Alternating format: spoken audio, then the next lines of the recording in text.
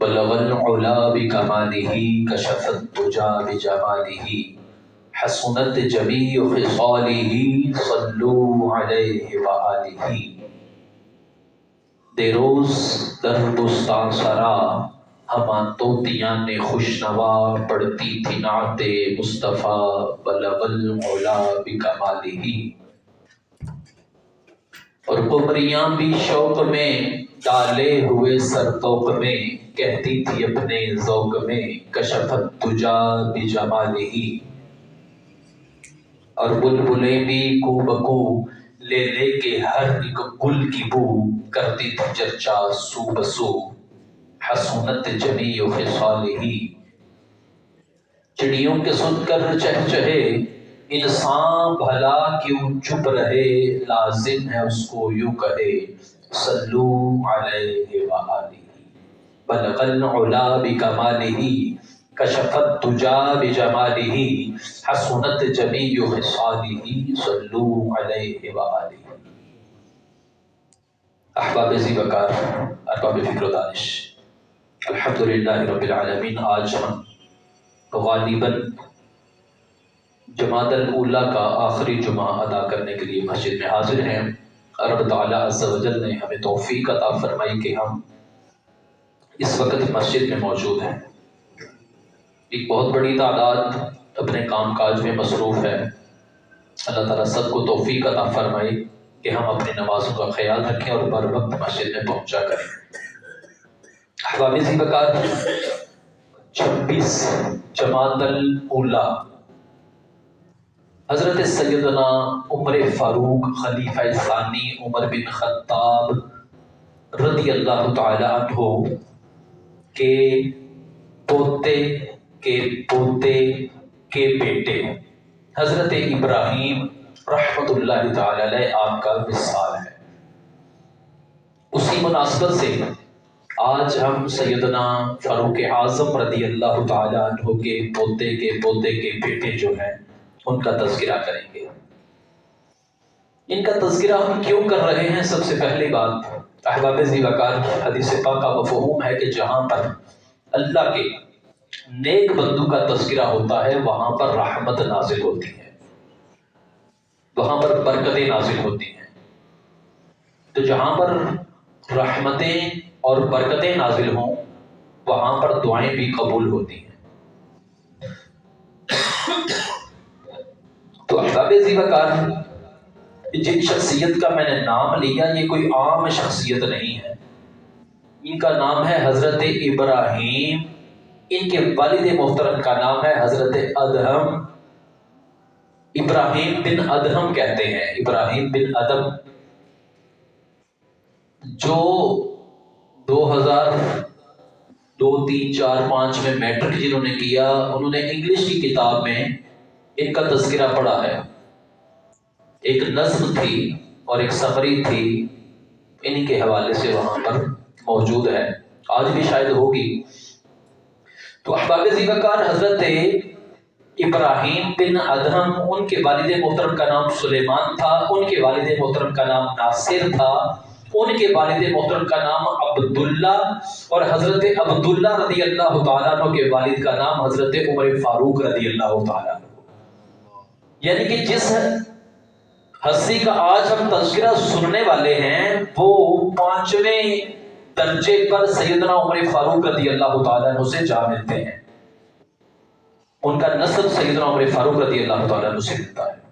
احباب ذی وقار، ملک شام میں پیدا ہوئے حضرت ابراہیم بن ادہم رحمۃ اللہ تعالی علیہ، بہت ہی نیک اور اچھے گھرانے سے تعلق تھا۔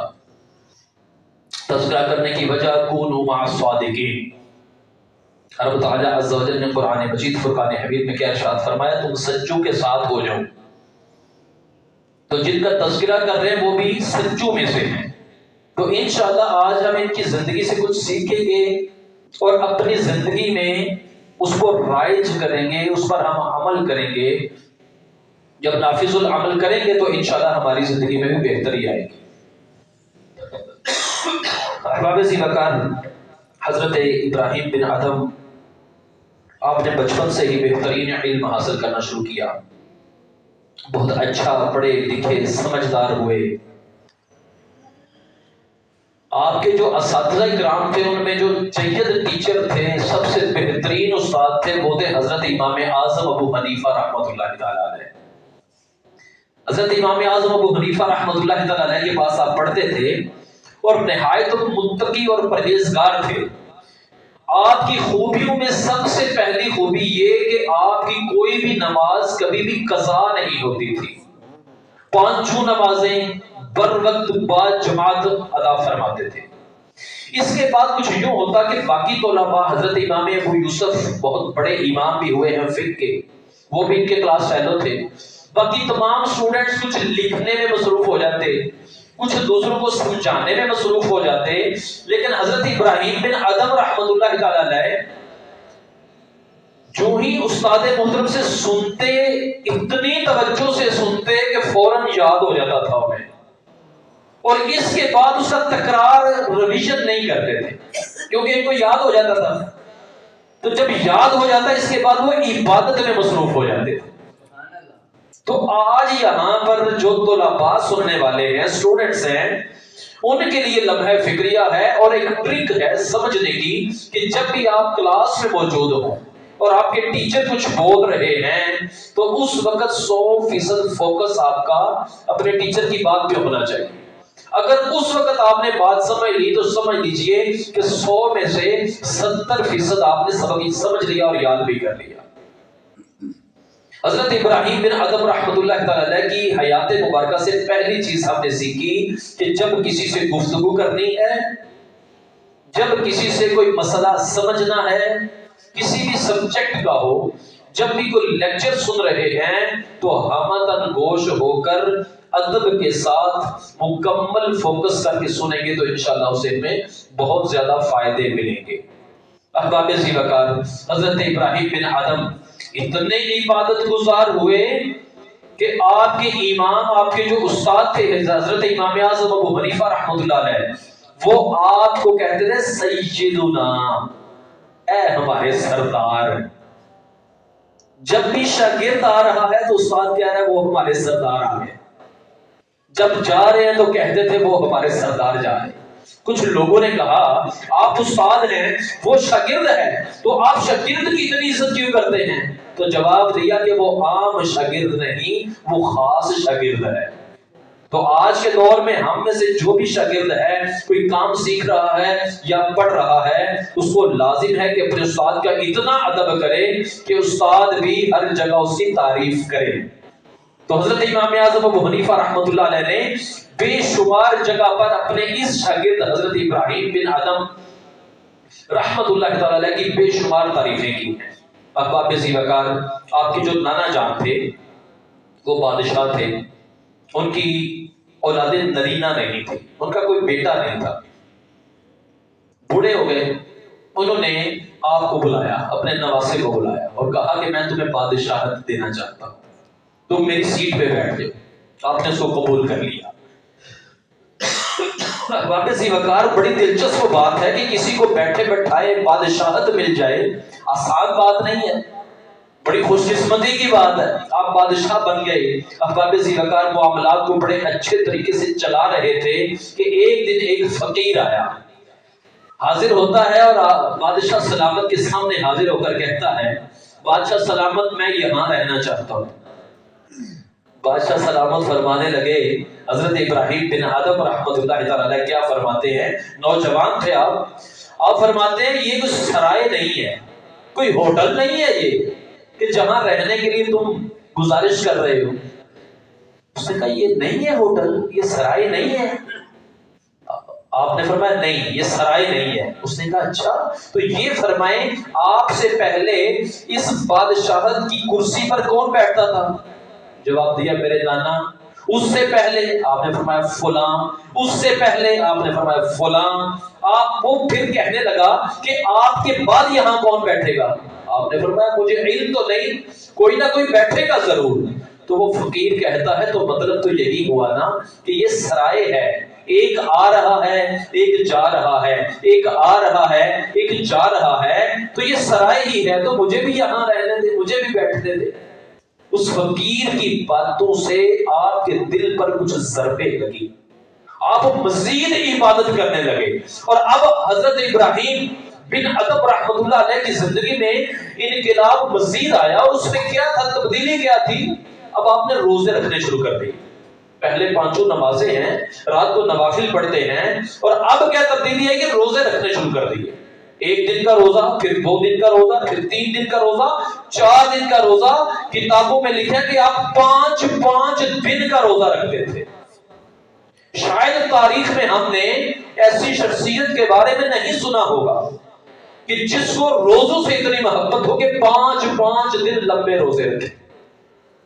احباب عزیز وقار، یہ وقت گزرا بھی کچھ ہی مہینے گزرے تھے، آپ آرام فرما رہے تھے کہ چھت پہ کسی کے دوڑنے کی آواز آئی. آپ نے اس کو بلایا، خادم گئے، اس کو پکڑا، ادھر آؤ نیچے، تم چھت پہ کدھر دوڑ رہے ہو؟ اس نے کہا جی میری گائے گم ہو گئی ہے. چھت پہ جو دوڑ رہا تھا اس نے جواب کیا دیا؟ جناب میری گاں گواچ گئی ہے. آپ نے فرمایا پاگل تو نہیں ہو؟ کبھی چھت پر بھی گائے دوڑی ہے، کبھی چھت پہ بھی چڑھی ہے، جو تم چھت پہ تلاش کر رہے ہو؟ تو اس دیوانے کا جواب سنیں، کاش کہ ہمارے سینے پہ یہ ضرب لگ جائے. اس دیوانے نے کہا حضور اگر چھت پہ میں دوڑ کر گائے تلاش کرتا ہوں مجھے نہیں ملتی، تو آپ بتائیں کیا بستر میں سونے سے رب مل جاتا ہے؟ آپ آرام کر رہے ہیں، سو رہے ہیں، بستر میں ہیں، تو کیا بستر میں پڑے رہنے سے رب مل جائے گا؟ احباب عزیز وقار، یہ وہ ضرب تھی کہ آپ کی زندگی میں مزید انقلاب آ گیا. آپ نے اسی وقت بادشاہت کو چھوڑ دیا. رات ہی کا وقت ہے، پہاڑوں کی جانب نکل گئے. رب تعالی عز و جل کا ذکر، روزے، نمازیں، عبادات، بادشاہت کسی اور کے پاس چلی گئی. احباب عزیز وقار، آج کے دور میں اگر ہم اپنا محاسبہ کریں، ہم میں سے ہر ایک یہ چاہتا ہے کہ مجھے طاقت ملے، میں کونسلر بن جاؤں، میں MNA MPA بن جاؤں، میں کچھ نہ کچھ بڑا بن جاؤں. آدمی ہم میں سے ہر ایک کی دوڑ لگی ہے، ہر ایک کی کوئی نہ کوئی خواہش ہے. جو کسی فیکٹری میں مزدور ہے اس کا دل ہے کہ میں یہاں پہ کوآرڈینیٹر بن جاؤں، یہاں پہ میں افسر بن جاؤں، میرا کوئی نہ کوئی عہدہ بن جائے کہ کام نہ کرنا پڑے اور میں پیسے کمانا شروع کر دوں. لیکن احباب عزیز وقار، جن کا دل اللہ سے لگ جاتا ہے نا، وہ ظاہری دنیا کے پیچھے نہیں پڑتے. احباب عزیز وقار، آپ کو حج کا شوق ہوا، ذرا غور کیجئے گا، جو عشق والے ہیں، محبت والے ہیں، وہ حج بھی کیسے کرتے ہیں. آپ کے کچھ دوست احباب حلقہ عقیدت بن چکا تھا. آپ نے ارشاد فرمایا کہ میں حج کا ارادہ رکھتا ہوں اور میری خواہش ہے کہ میں ہر ایک قدم پر 2 نفل پڑھوں. حج کے لیے جانا ہے، ہر قدم پر 2 نفل پڑھنے ہیں. حضرت ابو بن ادم یا ابراہیم بن ادم، جو بھی نام پکارے ایک ہی حضرات کے متعلق ہیں، آپ نے حج کا ارادہ کیا ہے، ہر قدم پر 2 نفل پڑھیں. اب آپ حیران ہوں گے کہ شام سے لے کر مکہ مکرمہ تک سفر ہے، کتنے دنوں میں ہوگا؟ نہیں کتنے مہینوں میں، نہیں کتنے سالوں میں ہوگا؟ تو احباب عزیز وقار، سال بھی 1-2 نہیں، 14 سال لگے تھے آپ کو. 14 سال لگے ہیں. ایک قدم چلنا ہے، مصلی بچھانا ہے، 2 نفل پڑھنے ہیں. پھر ایک قدم چلنا ہے، پھر مصلی بچھانا ہے، پھر 2 نفل. ہر قدم پہ 2 نفل پڑھتے پڑھتے آپ 14 سال میں حج کرنے کے لیے مکہ مکرمہ پہنچ گئے. یہ ہے عشق والوں کا عشق. ہمیں تو پتہ ہی نہیں ہے کہ ہم نے نعت بھی کب سنی تھی آخری بار. ہمارا عشق کا لیول کیا ہے، معیار کیا ہے؟ کہ ہم نے موبائل پہ گانے فلمیں تو سب کے چلتے ہیں، کیا میرے موبائل پہ موبائل شو کر سکتا ہوں؟ یہ بھی ایک عجیب ذہن میں خیال آ گیا. کیا مجھے اگر آپ میں سے کوئی کہے کہ اپنا موبائل دکھائیں جناب، تو کیا میں دکھا سکتا ہوں؟ کیا میری جو سرچ ہسٹری ہے، جو گوگل میں یا یوٹیوب سے میں سرچ کرتا ہوں، کہ کیا میں کسی کو دکھانے کے قابل ہوں؟ کبھی غور تو کریں نا. اگر کسی کے ہاتھ میں ہمارا اچانک موبائل چلا جاتا ہے، وہ پکڑتا ہے، اس کو کھولتا ہے، تو ہم کیا اس میں سے تلاش کرتے ہیں، کیا دیکھتے ہیں؟ جب وہ دیکھے گا تو ہمارے بارے میں کیا گمان کرے؟ مرنے کا کوئی پتہ نہیں ہمیں کب مر جائیں. جب ہم مر جائیں گے اس وقت ہمارا موبائل لوگ دیکھیں گے. ہم میں سے کچھ لوگ بڑے ہی معزز متقی پرہیزگار اپنے آپ کو شو کر رہے ہیں، لبادہ نیکوں والا اڑا ہوا ہے۔ ہمارے اندر کیا ہے جب ہم مریں گے تو پتا چلے گا۔ احباب ذی وقار، ہمیں پتا چلے گا کہ ہم نے کتنی نیکیاں کی اور گناہ کتنے کیے۔ اور پھر جو ہمارے پاس یہ ڈیوائس چل رہی ہے احباب ذی وقار، یہ بھی بہت خطرناک ہے۔ تو خدا کے لیے جو چیزیں ہمیں سہولت کے لیے ملی ہیں ان کا اچھا استعمال کیجیے، برے استعمال کی طرف نہ جائیے۔ احباب ذی وقار، حضرت ابراہیم بن ادم رحمۃ اللہ تعالی علیہ، آپ نے حج بیت اللہ کیا، واپس اپنے ملک آئے، دوبارہ کسی ایک سفر کے لیے آپ نکلتے ہیں اور سفر لمبا تھا۔ آپ جب پہنچتے ہیں فلسطین، جہاں پر آج کل دوبارہ پھر اتنی خطرناک بمباری ہو رہی ہے کہ العیاذ باللہ، 1 دسمبر سے لے کر ابھی تک مسلسل فلسطینیوں پر مزید بہت سخت ظلم ڈھائے جا رہے ہیں۔ ایک میزائل کے متعلق جو الجزائر کی خبروں تک مجھ تک خبر پہنچی، ایسے میزائل، امریکن میزائل اب مارے جا رہے ہیں کہ جو جب زمین پہ گرتا ہے تو 20 فٹ تک نیچے سے زمین کو کھود دیتا ہے، اتنا گڑھا بن جاتا ہے اور کئی کلومیٹر تک بلڈنگز بھی گر جاتی ہیں، اتنا ظلم کیا جا رہا ہے۔ احباب ذی وقار، کل قیامت کے دن جو اہل اقتدار ہیں سخت ترین ان سے سوال کیا جائے گا، اور ہم کیا کر سکتے ہیں؟ ہم مذمت بھی کریں گے۔ کیوں کل ایک نوجوان دوست کا فون آیا کہ جی میں جہاد پہ جانا چاہتا ہوں، تو جواب کیا ہم دے سکتے ہیں؟ جہاد پہ کیسے کوئی جا سکتا ہے؟ ہم میں سے کوئی نہیں جا سکتا، کوئی ذریعہ نہیں، کوئی راستہ نہیں۔ شریعت نے بھی اس چیز پہ پابندی لگائی ہے۔ جب فوج ہے، طاقت ہے، میزائل ہیں، سب کچھ ہے، تو ایک عام آدمی جس کو لڑنے کا کوئی تجربہ نہیں ہے، تو ایسے لوگوں کو منع کیا گیا۔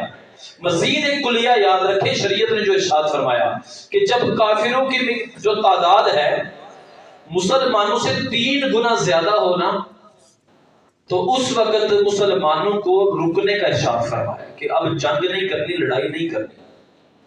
لیکن جب طاقت ہے، قوت ہے، تو اس وقت ارشاد فرمایا ضرور لڑائی کرنی ہے، اسلام کی دعوت دینی ہے، یا جزیے پہ ان کو بنانا ہے، ٹیکس پہ بنانا ہے۔ اگر وہ نہیں مانتے تو تیسرا اور آخری آپشن کیا ہوگا؟ جنگ ہوگا۔ اور اس جنگ میں بھی نہ بچوں کو مارنا ہے، نہ بلڈنگز تباہ کرنی ہے، نہ بوڑھوں پہ وار کرنا ہے، نہ عورتوں پہ وار کرنا ہے، نہ ہی اس فوجی پہ وار کرنا ہے جو سرنڈر کر دیتا ہے۔ یہ اسلام ہے جناب، خوبصورت اسلام ہے۔ یہ نہیں کہتا کہ بچے جو پیدا ہوئے ان کو بھی گولیاں مار دو، ان کا خوراک نہ پہنچنے دو۔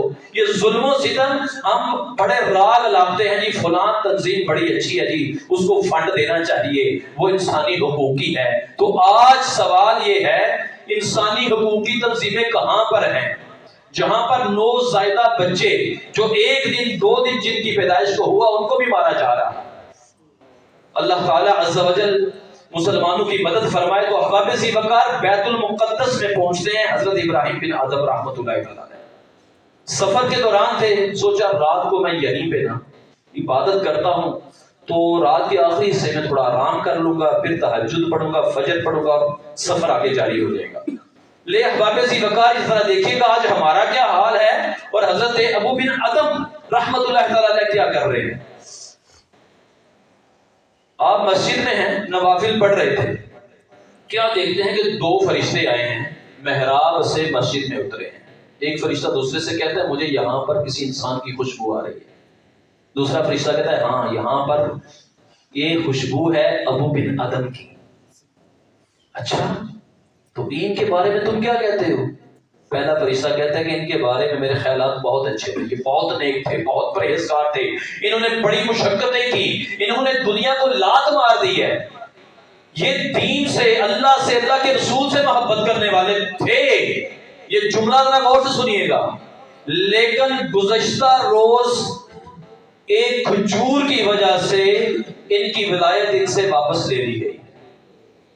حضرت ابراہیم بن ادم سن رہے تھے یہ باتیں، آپ کی آنکھوں سے آنسو نکلنا شروع ہو گئے، آپ کو وہ کھجور کی بات یاد آ گئی۔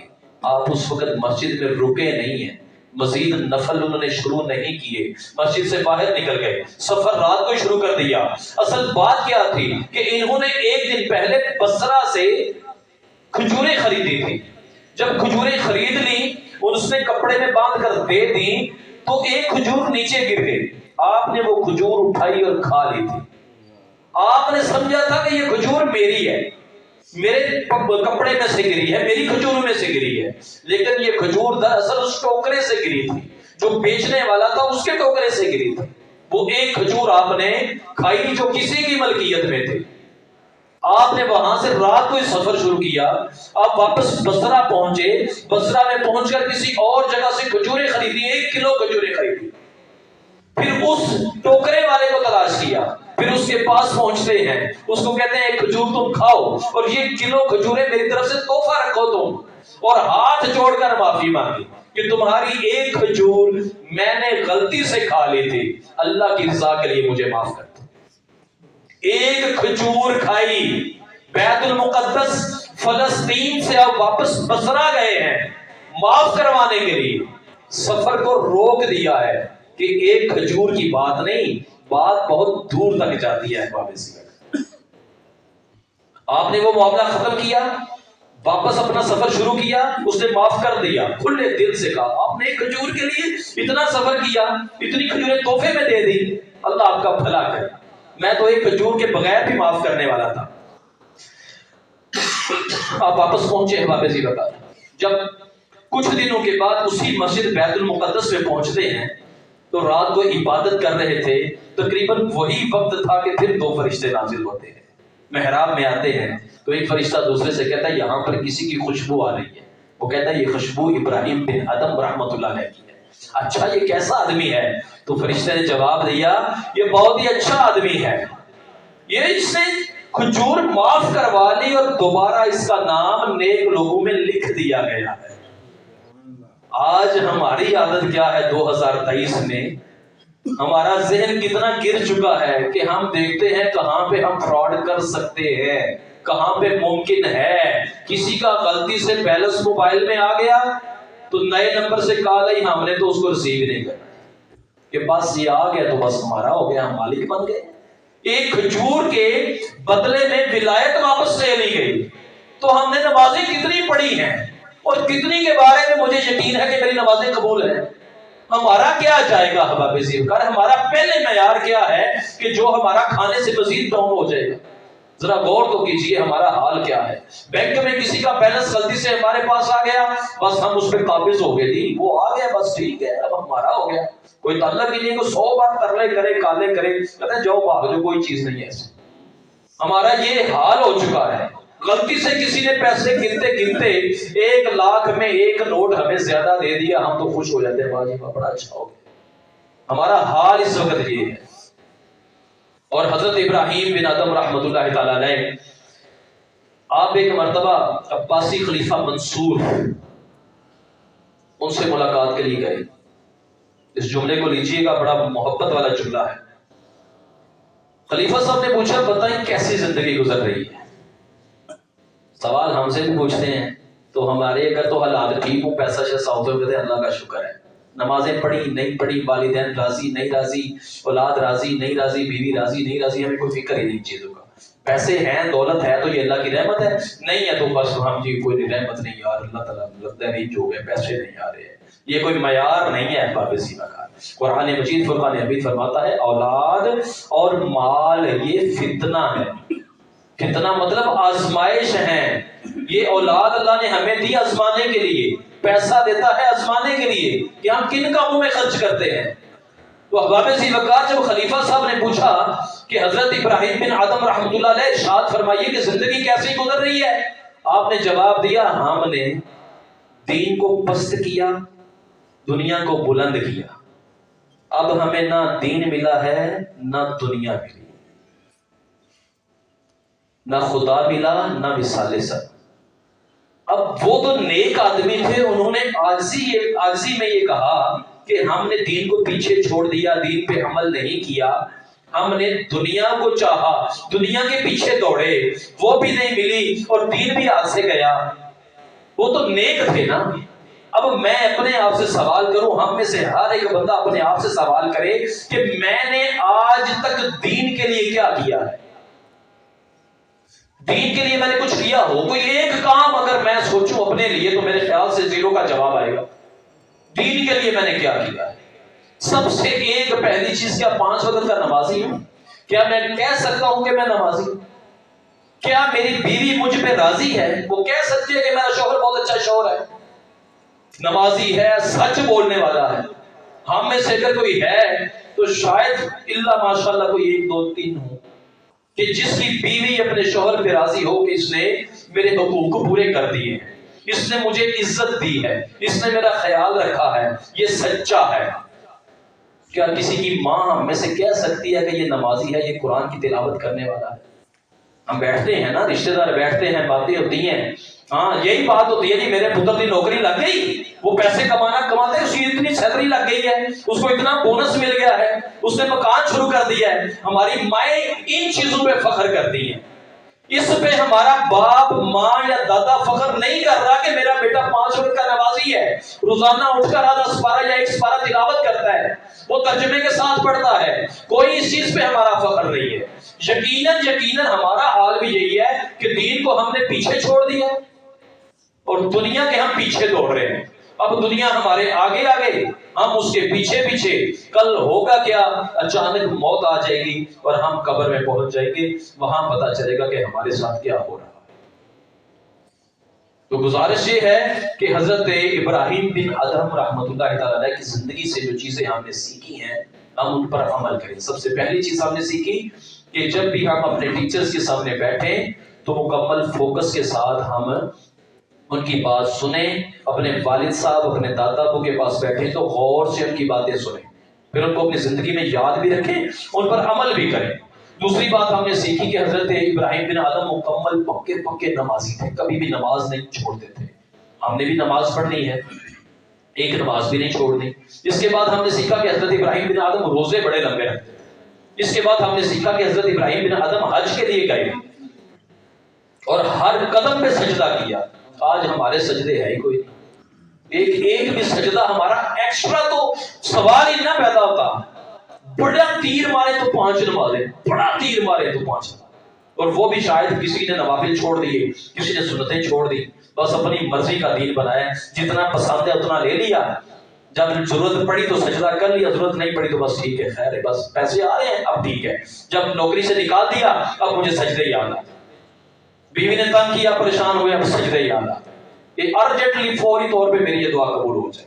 اللہ تعالیٰ عز و جل ہمارے مسائل کو حل فرمائے، پوری دنیا کے تمام مسلمان جو مظلوم ہیں ان کی مدد فرمائے، اور ہمیں اپنی آخرت کے بارے میں سوچنے اور دین کی مدد کرنے کی توفیق عطا فرمائے۔ آمین بجاہ